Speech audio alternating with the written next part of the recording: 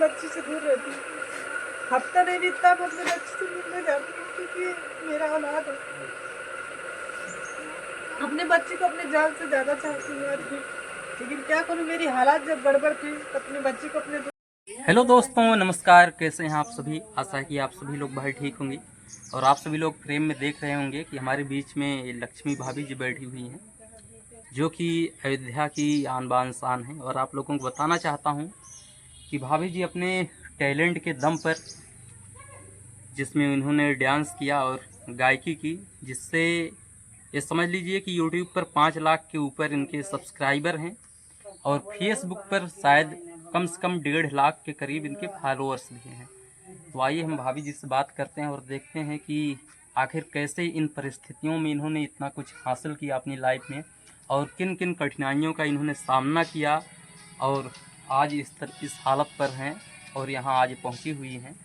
तो आइए हम भाभी जी से बात करते हैं और देखते हैं। ये बताना चाहती हूँ कि बहुत मुसीबत का सामना करना पड़ा, तब जाके आज मैं उस मुकाम तक पहुँची हूँ।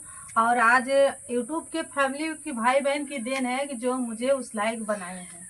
जी, सबसे ज़्यादा पहला नंबर तो धन्यवाद उन्हीं लोगों का होता है जो हम लोगों को सब्सक्राइब करते हैं, लाइक करते हैं, कमेंट करते हैं। अगर वो लोग ना देखें तो हम लोग कुछ है नहीं। जी बिल्कुल, तो बात सही है आपकी। तो भाभी जी, क्या चल रहा है अभी लाइफ में? लाइफ में पहले से ज़्यादा आप ठीक चल रहा है। अच्छा। पहले से ज़्यादा आप ठीक चल रहा है। पहले तो बहुत स्थिति खराब थी। अच्छा। जो हमारे यूट्यूब की फैमिली हमारी समस्या और हमारी मजबूरी समझकर हमें उस लायक बनाया कि जिस हालत में, जिस तरीके की आपकी ये हालत है, जैसे कोई आदमी हो अभी उसको कोई भी मान के चलिए किसी चीज़ से विकलांग हो जाए या कुछ उसको हो जाए थोड़ा सा या हल्का सा, तो अपनी ज़िंदगी से हार मान लेता है, उसका कुछ करने का मन नहीं करता। कितने लोग तो जा करके भीख मांगने लगते हैं कहीं पर बैठ करके। बात सही है भैया, लेकिन मेरे कहने का मतलब ये है जी, मेहनत करके कमाऊंगी, मेहनत करके खाऊंगी, पर भीख मांगनी कभी किसी के आगे हाथ फैलाऊंगी नहीं। जी। अगर मेरे शरीर में दम है, अगर मेरे शरीर में ताकत है तो मेहनत करूंगी। किसी के सामने, भैया बाबू के सामने नहीं कहूंगी कि दे दो। बस अपने यूट्यूब फैमिली भाई बहन से कहूंगी कि भाई मेरी मदद करिए। अगर मुझे उस लायक बनाए हैं तो मुझे उस मुकाम तक पहुंचाइए। जैसे मैं छोटी थी, आप बड़े क्रिएटर बनाए हैं, वैसे आप इतना कृपा करिए कि आज मैं इतना बहुत बड़ी यूट्यूबर नहीं हूँ, आज छोटी हूँ। कल हो सकता है आप लोगों के देन से मैं बहुत बड़ी यूट्यूबर बनूँ। अब मुझे पूरा विश्वास है कि आप लोग उस मुकाम तक मुझे ज़रूर पहुँचाएंगे। जी बिल्कुल। और भाभी, जैसा कि हम तो देखते भी हैं गांव में आजकल ज़्यादा ही होता है, बल्कि शहरों में भी ऐसे ही होता है कि बहुत से लोग हैं जो हट्टे कट्टे नौजवान भी हैं, लेकिन वो झोला टांगे नहीं कि इधर उधर जा कर के अपना भीख मांगने लगते हैं। मांगते भी हैं। अभी हम तो जल्दी की बात बता रही हूँ, कहीं गई थी मैं, जी, तो वो आए थे, अब कमाने लायक थे जी। तो लेने आए थे भीख। तो मैं बोली भैया आप क्या काम करते हो? बोले बस हमारे घर पे आग लग गई थी और घर पे कुछ है नहीं, था नहीं, इसलिए हम बोले काम करके मेहनत करके खाओ, भीख मांगने से क्या फायदा है। भीख मांगने में ज्यादा मेहनत नहीं लगती है, इसलिए हराम की कमाई सीखे हो। तो जिसके घर पे मैं गई थी वो बोली अगर नहीं देना है तो मत दो, इसे किसी को मत सुनाओ। लेकिन देखिए भैया, अगर मेरी तरीका होते तो मैं मानती कि आप भीख मांग रहे, बहुत मुझे अंदर से तकलीफ भी होती और खुशी ये नहीं होती, दुख भी होती। लेकिन गुस्सा इस बात की थी कि वो सही सलामत थे, कमा के खा भी लेते थे, पर भी क्यों मांग रहे थे। जी बिल्कुल। तो भाभी जी, ऐसी परिस्थिति में आपने किन कठिनाइयों का सामना करके अपना काम किया और यहाँ तक पहुँचा? कठिनाइयों का सामना ये इसलिए की थी भैया, जब मैं ससुराल में आई थी जी, तो मेरे ससुराल में एक पल्ली का घर था। आप लोग भी देखे होंगे, आते थे बरोबर, और आप लोग भी यूट्यूब के फैमिली भी भाई बहन देखते थे, क्योंकि यूट्यूब में मैं डाली थी।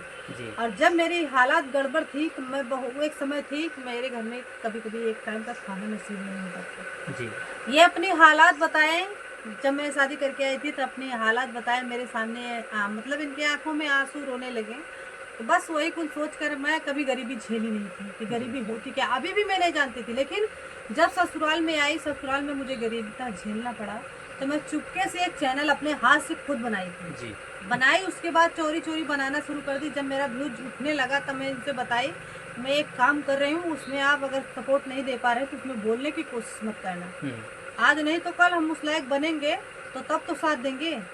तो जब मेरी वीडियो अच्छा खासा चलने लगी, अच्छा खासा चलती, पर एक बीच में एक नाक गा के डस लिया उसको मुझे, तो मेरे चैनल पे दिक्कत आ गई थी। लेकिन ऐसी बातें मत कर, क्यों? हमारे भोलेनाथ के पास है। तो वो बस भोलेनाथ की ही छत्र छाया थी कि जो डसा था वही इंसान मुझे वापस कर दिया। कि बस हम यही करते हैं अपने प्रभु भोलेनाथ जी से कि तो किसी के साथ ऐसा ना हो। हमको भाभी जी ये बताइए, मतलब आपकी जैसे लाइफ में अभी आप ही दोनों लोग हैं कि कोई बच्चे उच्चे भी हैं अभी? एक लड़की है भैया, बहुत मेहनत करती हूँ अपनी एक बेटी को पढ़ाने के लिए। अच्छा। यूट्यूब पर, सोशल मीडिया पे जितना भी मेहनत करना पड़ेगा मैं उतना मेहनत करने के लिए तैयार हूँ और करती रहूँगी, हिम्मत नहीं हारूंगी। क्योंकि एक लड़की है, एक लड़की का मतलब और बच्चा लाना नहीं चाहती हूँ। हालात आप लोग समझ सकते हैं कि जो इंसान मजबूर रहेगा वो दूसरा बच्चा लाने के लिए सोचेगा। तो मैं मजबूर हूँ, इसलिए एक ही बच्चा रखना चाहती हूँ और अच्छे स्कूल में पढ़ाना चाहती हूँ। अभी तक तो मेरे मायके वाले पढ़ा रहे हैं। अच्छा। अगर उस लायक हो जाऊंगी तो मैं अपने दम पे अपने बदौलत पढ़ाऊंगी। एक समय थी कि मैं अपने बच्ची को एक डब्बा का दूध, अमूल्य वाला डब्बा का दूध नहीं पिला पाती थी। और हमारी बच्ची लगभग 5 महीने की थी जब मैं बनता से आई थी।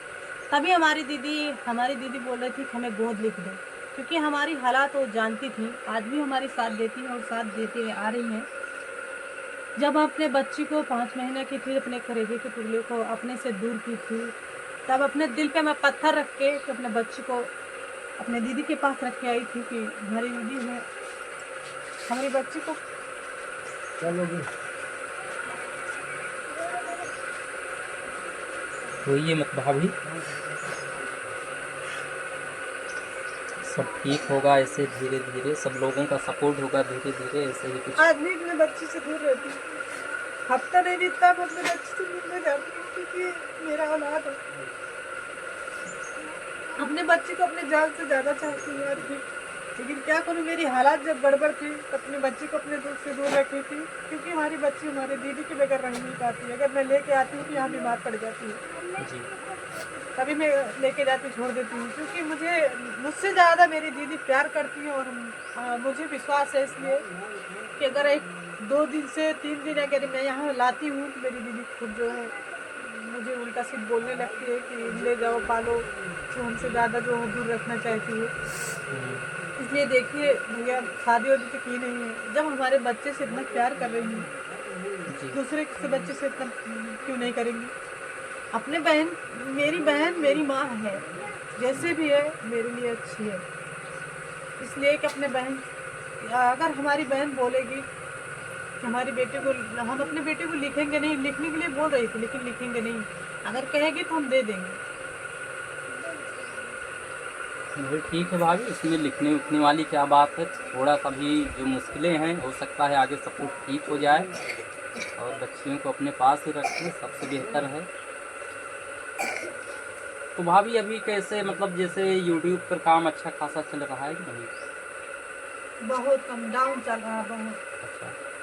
नहीं, आप जैसे मैंने आपका चैनल देखा भी, लॉन्ग पर आप काम करिए, शॉर्ट के पीछे उतना मत भागिए। क्योंकि शॉर्ट के पीछे एक चीज़ है कि जैसे लोग सब्सक्राइबर अगर आपके पास नहीं है तो फिर आप जैसे शॉर्ट पर काम करें, लेकिन आपके पास पहले से ही सब्सक्राइबर इतने हैं तो आप लॉन्ग वीडियो पर काम करना स्टार्ट करिए। क्योंकि पहले भी आपको बताया शॉर्ट पर अब पैसा उस तरीके का रह नहीं गया है।